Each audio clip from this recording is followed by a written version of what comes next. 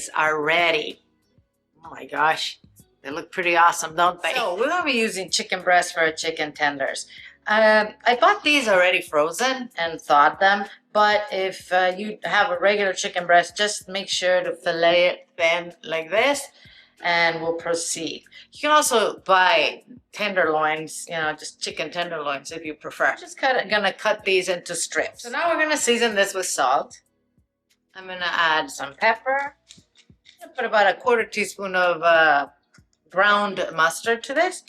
If you don't have ground mustard or any of these spices, please don't worry about it. Just use the ones you have.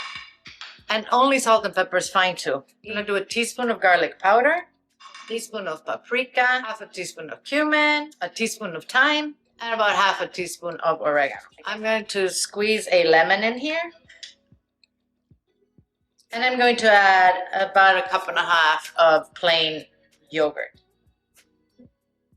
All right, we're just gonna mix this, and we're going to let this marinate for a good 4 hours before we make our chicken. I have about 1 cup of breadcrumbs here. I'm using panko, which are the Japanese breadcrumbs. You use whatever breadcrumb you want.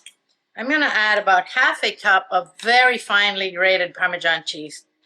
I'm gonna add about a teaspoon of oregano. Let's call it 1/2 teaspoon paprika, a teaspoon of garlic powder. I'm gonna add about 1/2 teaspoon of thyme, and a bit of salt, not much because the cheese has salt. So we're gonna mix this well. We're going to start taking the chicken out of the yogurt. We're getting rid of the yogurt, guys, and we're placing it in the pan with the breadcrumbs.